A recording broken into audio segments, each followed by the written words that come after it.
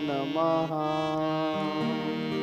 श्री सरस्वते नमः। श्री गुरुभ्यो नमः। जगद्गुरु नरेंद्राचार्य महाराज की जय। सद्गुरु काडसिद्धेश्वर महाराज की जय। संत शिरोमणि गजानन महाराज की जय। आद्य जगद्गुरु रामानंदाचार्य महाराज की जय। सियावल्लभ रामचंद्र की जय। गुरुर्ब्रह्मा गुरुर्विष्णु गुरुर्देवो महेश्वरा। गुरु साक्षात् परब्रह्मा तस्मै श्री गुरवे नमः। सार्थ श्री ज्ञानेश्वरी अध्याय 7वा। श्रीराम आणि फलाचिया हवा हृदये कामा झाला रिगावा की तयाची घसणी दिवा ज्ञानाचा गेला। ऐसे उभयंता अंधारी पडले म्हणून पासीची माते चुकले। मग सर्व भावे अनुसरले देवांतांतरा। आधीच प्रकृतीचे पायिक बरे भोगा लागे तवरंक। मग तेणे लोपुपक्त्वे कौतुक कैसेनी भजते। कवणीतिया नियम बुद्धी कैसिया हना उपचार समृद्धी। का अर्पण यथा विधे विहिता करणे। पैसो जिये देवतांतरे भजावयाची चाड करे। तयाची ते चाड पुरे पुरविता मी। देवो देवी मीची पाही हाय निश्चयो त्यासी नाही। भावो ते ठाई वेगळा धरिते। पुंडलेक वरदे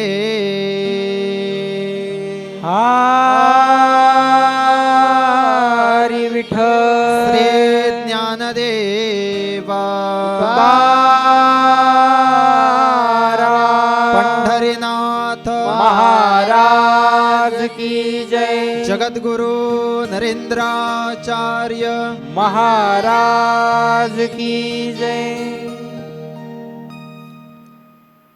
अनंत श्री विभूषित जगद्गुरु रामानंदाचार्य श्री स्वामी नरेंद्राचार्य जी महाराज श्री के चरण कमलों को वंदन करते हुए एवं चैतन्य निवासी पीठ के उत्तराधिकारी परम पूज्य कानिफनाथ महाराज श्री के चरणों को वंदन करते हुए आज के सत्संग में उपस्थित सभी श्रोताओं को मेरा सांप्रदायिक श्री गुरुदेव।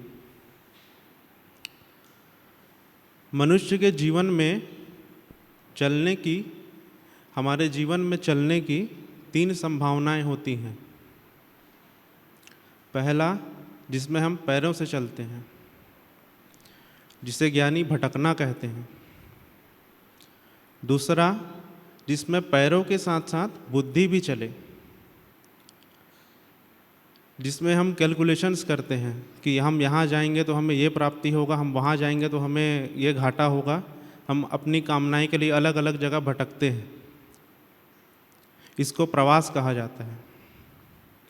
और तीसरा, जिस भटकने में, जिस प्रवास में पैरों के साथ साथ बुद्धि के साथ साथ हमारा हृदय भी जुड़ जाए, उन सभी कामनाओं को हमारा हृदय मना कर डाले कि नहीं, ये कामना अभी नहीं। जब ये बुद्धि, हृदय और ये पैर तीनों जब एक साथ चलेंगे तो इसे यात्रा कहते हैं। जब यह क्षण, यह यात्रा आपके जीवन में प्रारंभ हो जाए तो समझिए आपकी आध्यात्मिक यात्रा शुरू हो चुकी है।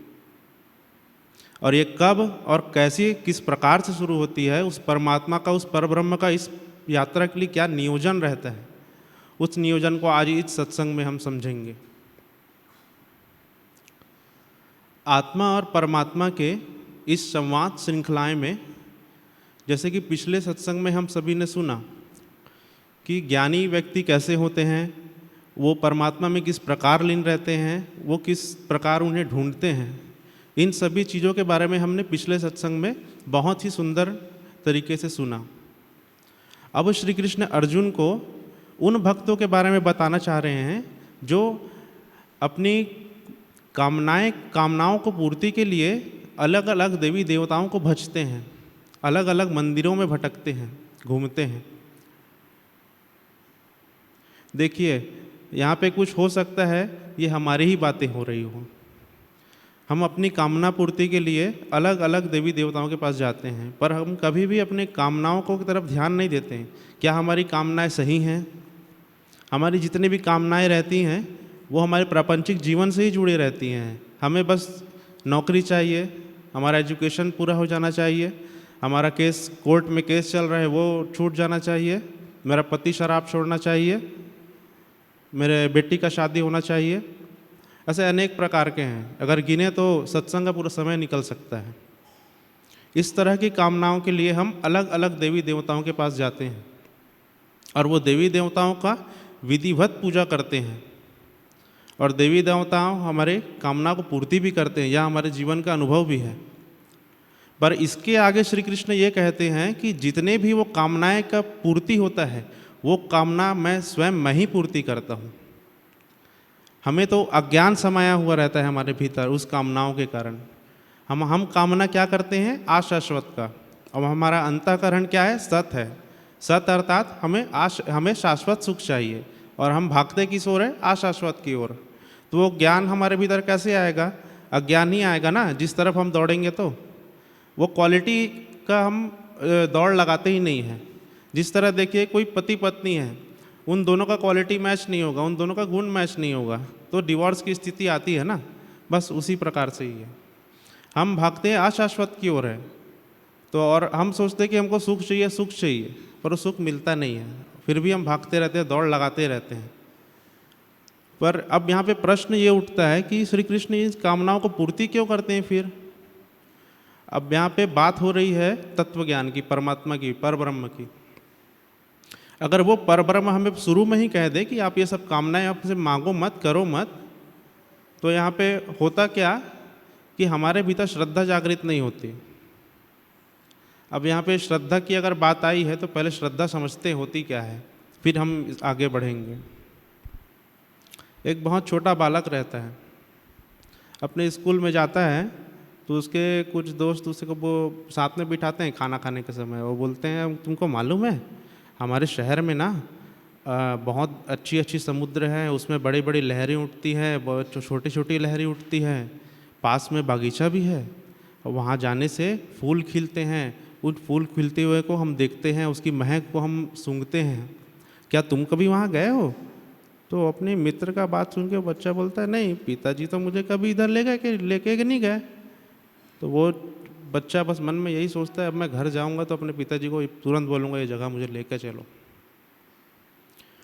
स्कूल का छुट्टी होता है, वो बच्चा अपने घर जाता है, जाते ही बस्ते को फेंक देता है एक तरफ, और फिर तुरंत अपने पिताजी को बोलता है पिताजी आपको मालूम है मेरे दोस्तों ने मुझे ये ऐसी ऐसी बातें बताई हैं कि शहर में समुद्र है, लहरें उठती हैं और फूल खिलते हैं, उसके सुगंध आते हैं, क्या आप मुझे वो दिखा सकते हो?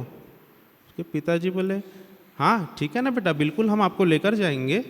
आप सुबह उठिएगा, घर के ही पीछे में, हमारे कॉलोनी के पीछे में ही समुद्र का ही रास्ता है, उधर से चलेंगे, और कॉलोनी के कुछ ही दूर में बागीचा भी है, वहाँ भी मैं तुझे दिखा ले चलूँगा। अब इस बच्चे के पास दो रास्ता है, या तो अपने पिता के हाथ में हाथ थामे और सीधा चल पड़े, और दूसरा ये कि अपने पिता से प्रश्न करने लगे क्या सच में ले जाओगे, रास्ते में छोड़ोगे तो नहीं, सच में मुझे दिखाओगे ना, कहीं मुझे रास्ते में छोड़ तो नहीं दोगे? अच्छा चलो ये छोड़ो, मुझे ये बताओ वो समुद्र में लहरें कैसी उठती हैं? अब उस छोटे बच्चे को उस समुद्र के हाई टाइड्स लोअर टाइड्स वो बस ग्रेविटेशनल फोर्स के कारण होती है और कुछ नहीं है। ये बातें उन बच्चे को कैसे समझ में आएगी? और वो फिर वो पूछते हैं कि वो फूल में खुशबू कैसे आती है। अच्छा चलो ये अगर नहीं समझा पा रहे हो तो मुझे ये बताओ, अभी तक आज तक किसी को तो दिखाया है? बोले हाँ, आपकी मम्मी को दिखाया है मैंने। अपनी मम्मी को, उनकी मम्मी को बुलाते हैं। अब उस बच्चे के मन में ये भी सवाल उत्पन्न हो सकता है, ये जो आप गवाह मुझे दिखा रहे हो, ये गवाह सत्य है, ये मैं कैसे मानूं? अगर इस बच्चे की तरह हमारा अंतःकरण इस तरह प्रश्नों से भरा रहेगा तो क्या हमारे चित्त में कभी श्रद्धा जागृत हो सकती है? ये सोचने वाली बात है। और कहीं वो बच्चा ये प्रश्न ना करके अपने पिताजी के हाथ में हाथ थामे और सीधा निकल पड़े तो इसको कहेंगे श्रद्धा। इसीलिए इस श्रद्धा में इतनी ताकत है, हम बस श्रद्धा शब्द सुन के उस पर कभी विचार नहीं करते हैं। बस शब्द है, बस ये सुन के हम जीवन जीते हैं। पर यहाँ पे बात अब समझने वाली ये है कि वो जो परमात्मा है वो हमारी मनोकामनाएं को पूर्ति क्यों करते हैं? क्योंकि हमारे भीतर श्रद्धा जागृत करने के लिए। क्योंकि देखिए अभी गर्मी का दिन है, आपने नींबू पानी पिया, आपके गले को राहत मिला, तो आपको उस नींबू के प्रति समझ में आया, विश्वास हुआ, नहीं नहीं ये नींबू हमारे काम का है करके। उसी तरह प्रभु हमारी कामनाओं को पूर्ति करते हैं ताकि हमारे भीतर धीरे धीरे श्रद्धा जागृत कर सकें और फिर एक दिन हमारे जीवन में वो सद्गुरु का रूप लेकर आएँ और वो जो संचित श्रद्धा है वो श्रद्धा उनके चरणों में अर्पित करा के उन संचित श्रद्धा से हमें मुक्ति का मार्ग मिला के दे दें। अद्भुत नियोजन है उस परब्रह्म का। बस कभी इस नियोजन को हम समझ ही नहीं पाते, बस अपने कामनाओं पूर्ति में लगे रहते हैं। और उस सद्गुरु के जब जीवन में प्रवेश होता है तब हमें मालूम चलता है कि जितने भी हम कामनाओं से जो चीज़ें इकट्ठा किए हैं और उन चीज़ों के प्रति हम सोच रहे हैं कि इन चीज़ों के हम मालिक हैं, इस घर के हम मालिक हैं, इस बंगले के हम मालिक हैं, इस गाड़ी के हम मालिक हैं, इस फैक्ट्री के हम मालिक हैं, ये वस्तु मेरे पास है, मेरे करीब है, ये मोबाइल मेरा है, सब के मालिक हैं। हम हमेशा खुद को स्वयं को बस मालिक मालिक मालिक सोचते रहते हैं। पर परम सत्य तो ये है कि उन चीज़ों के हम गुलाम बनते हैं। और इन चीज़ों का मालूम कब चलता है? जब हमारे जीवन में सद्गुरु आते हैं, हमारा विवेक जागृत होता है। देखिए अगर मैं आप लोगों को पूछूं कि सामने एक गाय जा रही है और उसके आगे किसान है और उस किसान के हाथ में रस्सी है और वो रस्सी गाय के कंठ में बंधी हुई है, और अगर मैं आप लोगों से प्रश्न करूं कि ये दृश्य को देखकर बताइए कि मालिक कौन है और गुलाम कौन है,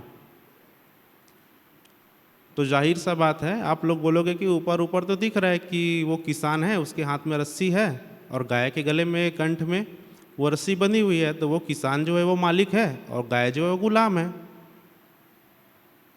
और वहीं अगर वो रस्सी को काट दिया जाए तो वो किसान उस गाय के पीछे भागने लगता है।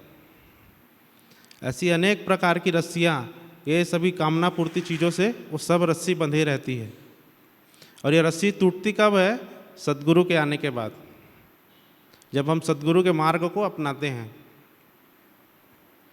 इन सभी ये जो परब्रह्म का नियोजन है, जिस तरह मैंने कहा, इस नियोजन को अगर बहुत ही सरल तरीके से हम समझें, क्योंकि हम मनुष्यों का कारण ही यही है, हम अपने जीवन में हमेशा सरलता को ही अपनाते हैं, इसलिए थोड़ा सरलता से इसे समझने का प्रयास करते हैं। मुझे एक योगी की कहानी यहाँ पे याद आ रही है। एक योगी रहते हैं, वो शहर के रास्ते से होकर जाते रहते हैं और वो एक ऊपर एक पहाड़ रहता है, उस पहाड़ पे जाके थोड़ा विश्राम करना चाहिए ऐसा उन्हें लगता है। वो उस पहाड़ पे जाके विश्राम करते हैं और संयोग से वहाँ से पूरा उस शहर का पूरा दृश्य दिखते रहता है। रात का समय रहता है, पूरा दृश्य दिखते रहता है, शहर जगमगाते रहता है। वो योगी उस पहाड़ पे थोड़ा सा घास जैसा रहता है, वहाँ पे वो लेटकर आराम करते रहते हैं। और कुछ ही देर होता है, उस जगह पे एक जुगनू उड़ता हुआ टिमटिमाता हुआ ऐसा आता है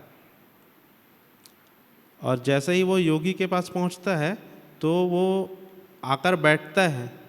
और कोइंसिडेंस ये होता है, इत्तेफाक ये होता है, जब वो आकर बैठता है और अपने पंख समेट लेता है और पंख समेटने के कारण उसके जो टिमटिमाहट रहती है, जो लाइट जलते रहता है जुगनू में, जो रोशनी आती रहती है, वो रोशनी बंद हो जाती है उसके पंख बंद करने के कारण। और इत्तेफाक ये हो जाता है कि उसी समय उस शहर की भी लाइट चले जाती है। तो वो जुगनू अपने आप में बहुत एकदम अहंकार करने लगता है। वो सोचता है कि मैं ही मालिक हूँ, देखो मेरे पंख बंद करने के कारण पूरा शहर का लाइट चला गया। वो योगी को बोलते हैं, योगी जी देखा आपने मुझ में कितनी शक्ति है, मेरे पंख बंद करने से पूरा शहर का लाइट चला गया। वो योगी हंसे और बोले, बहुत अच्छा बोल लेते हो जुगनू जी, देखो आप पंख बंद किए ना, शहर का लाइट गया, मैं भी देखा, मैं विश्वास किया हूँ, अच्छा हुआ आपके पंख बंद करने से इस चांद सूरज रोशनी सबको आपसे ही रोशनी मिलता है, अगर अपना पंख बंद कर देते तो इनका भी रोशनी चला जाता। वो जुगनू इस बात को समझ नहीं पाता क्योंकि वो तो अहंकार में डूबा हुआ रहता है और वो सोचता है कि नहीं ये मेरा तारीफ़ कर रहे हैं, मेरी बातों को मान रहे हैं।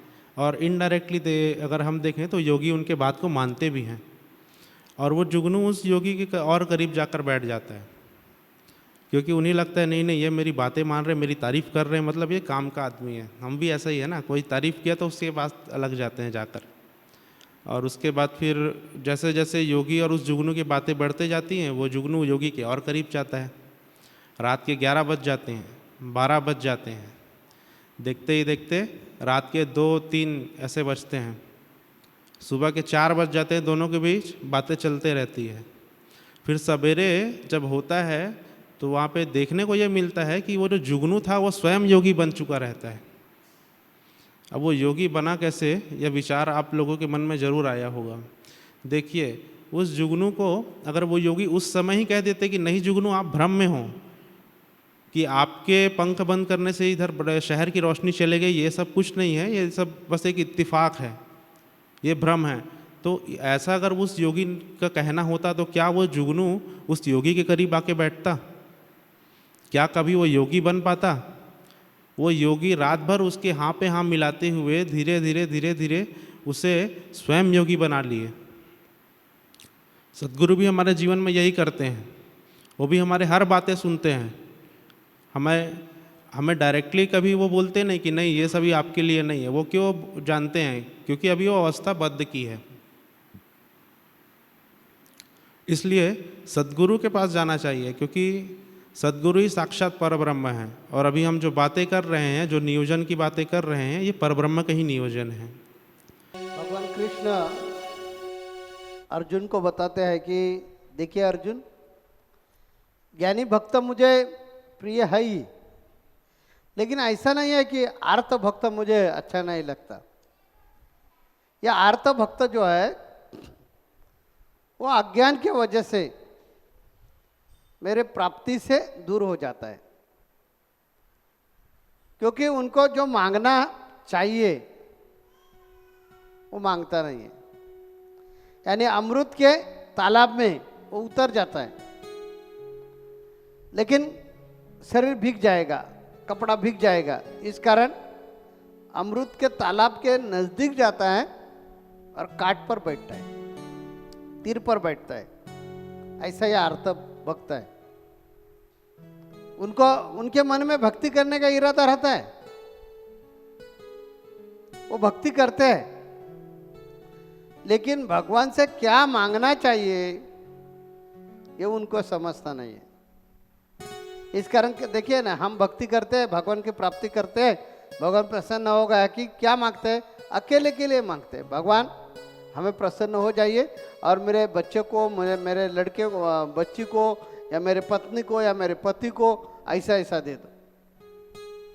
ज्ञानेश्वर महाराज जी ने क्या मांगा? आता विश्वात्म के देवे, यानी पूरे विश्व को ये भगवान दे दीजिए। आता विश्वात्म के देवे येने वाग्यज्ञ तो चावे तोषोनी मदद आवे पसायदार। कि हम ऐसी आपके पास मांग करेंगे कि जो मांग पूरे विश्व को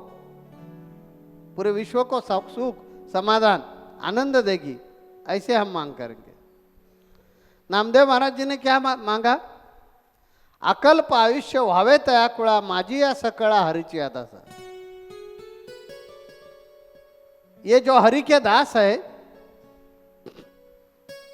ये हरि के दास को आपका नाम सदैव उनके मुख में रह जाएगा, और अहंकाराचा वारा न लागो राजसा माझ्या विष्णुदासा भाविकांसे। नामदेव महाराज जी ने खुद को अकेले को नहीं कुछ मांगा, इस कारण वो ज्ञानी भक्त है। आर्त भक्त कैसे है, खुद के लिए मांगते हैं। हम क्या मांगेंगे, ये भगवान हमें कभी भी अहंकार नहीं आना चाहिए। और संत कैसे मांगते हैं, पूरे विश्व को मांगते हैं, क्योंकि पूरे विश्व में हम सभी हैं, हम ही हम है। हम संकुचित विचार से भगवान की प्राप्ति के लिए प्रयत्न करते। सागर जैसा विचार करना चाहिए। हमने क्या सिखाया कि हमारी जो संकुचित बुद्धि है वो संकुचित बुद्धि कम होना चाहिए। इसी कारण हमने क्या बताया, आप जियो और दूसरों को जीने में सहायता करो। संत के पास आकर यह फायदा होता है। ठीक है, मान्य है, भगवान कृष्ण ने भी बताया, ठीक है आपको ज्ञानी भक्त नहीं होने को आता है, कुछ बिगड़ता नहीं है, लेकिन ये साधु संतों के मार्ग पे तो चलिए। साधु संतों क्या सिखाते हैं कि पूरे विश्व में कण कण में भगवान को ढूंढिए। हमने तो अपने अभंग में बताया ना, अणु रेणु देव आहे नरेंद्र मणि शोधुन पाहे। कण कण में भगवान है। इसी कारण पूरे विश्व का कल्याण मांगो ना, पूरे विश्व का कल्याण हो जाएगा ऐसे मांगो। लेकिन ये माया हमें संकुचित करती है, और ये माया के वजह से हम भगवान का पृथक्करण करते हैं। मेरे अमुक अमुक इच्छा है, कौन देगा, तो ये देवी माँ दे सकती है, तो चलो देवी माँ का भक्त बन जाते हैं हम। मेरा अमुक अमुक काम है, वो कौन करेगा, हाँ तो ये भैरव करेगा, तो भैरव के भक्त बन जाते हैं। हमारा भोला वाला भाव है, फलानी फलानी चीज मिलनी चाहिए, तो कौन करेगा, शिव जी करेगा, क्योंकि शिव जी भोला है, इस कारण शिव जी की भक्ति करते हैं। ऐसे भगवान को हम बांटते हैं, डिवाइड करते हैं, और भक्ति करवा के मांगते क्या है। पिछले सत्संग में हमने एक बार बताया था, राजा खुश हुआ, राजा बोला कि बोलो आपको क्या चाहिए वो मांगो। तो किसान क्या मांगते हैं मालूम है, यार चूना और तंबाकू दिया, तंबाकू की व्यवस्था की राजा, तो वो ठीक हो जाएगा। और वो राजा है, उसके पास चूना की एक बोरी और तंबाकू का एक टोकरी, किसके लिए मांगते हैं।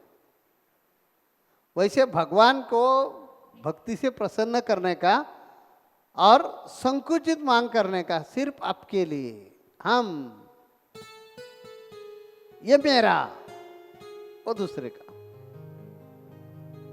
ऐसे आर्त भक्त आपका खुद का नुकसान करवा के लेते हैं। ये भगवान कृष्ण अर्जुन को समझा रहे। क्यों समझा रहे मालूम है, क्योंकि अर्जुन के मन में है ना, ये भगवान देखिए हम डरते नहीं हैं युद्ध करने के लिए, मरेंगे इसके लिए भी डरते नहीं हैं, लेकिन हम ये हमारे पूर्वज जो है उनको नरक में डालना नहीं चाहते, मुझे पाप नहीं चाहिए, इस कारण हम युद्ध नहीं करेंगे। तो भगवान इनडायरेक्टली उनको यह सुना रहा है कि संकुचित विचार से जो मांगते हैं वो गलत मांगते हैं, या ऐसा आर्त भक्त हो जाता है। भगवान के पास कल्याण के लिए, विश्व कल्याण का विचार मांडो ना, विश्व कल्याण के बारे में मांगो ना। और हम कोई अलग नहीं है, हम भी ऐसे ही हैं। हम हर दिन 11 माला का या पोथी का पारायण, 11 माला का जप करते हैं या पोथी का पारायण करते हैं, और मांगते क्या मांगते हैं, बीबी को सुख चाहिए, बीबी का और मेरा झगड़ा नहीं होना चाहिए, हमारे ऊपर ऋण नहीं होना चाहिए, बेटा सही मार्ग पर चलना चाहिए, लड़की की अच्छे से लड़के से शादी होना चाहिए, ये मांगते हैं। और दिन में कोई टाइम, कोई समय हमारा व्यर्थ डालते हैं, यानी भगवान का नाम लेने में जो डालते हैं तो वो समय पूरे विश्व के लिए मांगो ना। हे भगवान, ये विश्व में जितने लोग हैं उनको सबको सुखी करो, ऐसे मांगा तो आपका क्या खर्चा होने वाला है? लेकिन नहीं, हमारे में अहंकार है और अहंकार हमें शूद्र बनाता है। हम सुखी हो गए लेकिन पड़ोसी वाला नहीं होना चाहिए। हाँ, कितना शूद्र विचार देखिए हमारे मन में। हम सुखी होना चाहिए, हमें गाड़ी घोड़ा चाहिए, ये भगवान मुझे अमुक दे दो। अरे पड़ोसी वाले को मिला तो आपका क्या जाने वाला है क्या? लेकिन ऐसा विशाल अंतःकरण हम करते नहीं है। क्यों नहीं करते? उसका कारण है अज्ञान। साधु संतों का ऐसा नहीं। साधु संतों के पास गए और उनका आत्म परीक्षण किया तो उनकी कायम इच्छा ऐसी रहते, पूरे विश्व का कल्याण होने दो, विश्व सुखी हम सुखी है। तो ये ऐसे आर्त भक्त खुद का नुकसान करवा के लेते हैं और जो फल की अपेक्षा करते हैं वो फल उनको मिलता है, दूसरा कुछ नहीं है अर्जुन। ऐसे आर्त भक्त के बारे में भगवान ज्ञानी भक्त के बारे में बताया कि वो मुझे सबसे अच्छा है। ये फिर आर्त भक्त पर क्यों आ गए? यह जो 7वां अध्याय है वो है भक्ति योग, और उसमें हम सब लोग बैठते हैं। हम जो भक्ति करते हैं ना, वो कैसे करते हैं और कैसा विचार करवा के खुद का नुकसान करवाते हैं, ये समझने के लिए यह 7वां अध्याय जो है वो बहुत काम में आने वाला है। इस कारण अगले सत्संग में हम फिर आएंगे और सुनेंगे कि भगवान ज्ञानी भक्त की तारीफ करते हैं और आर्त भक्त के बारे में ऐसे क्यों सोचते हैं, आर्त भक्त ऐसे क्यों मांगते हैं, क्षुद्र मनीषा क्यों रखते हैं, संकुचित मनीषा क्यों रखते हैं, इसके बारे में अगले सत्संग में हम जरूर सुनेंगे। अभी हम विश्राम लेते हैं। जगत गुरु नरेंद्राचार्य महाराज की जय। सद्गुरु काड सिद्धेश्वर महाराज की जय। संत शिरोमणि गजानन महाराज की जय। आद्य जगत गुरु रामानंदाचार्य महाराज की जय। सियावल्लभ रामचंद्र की जय।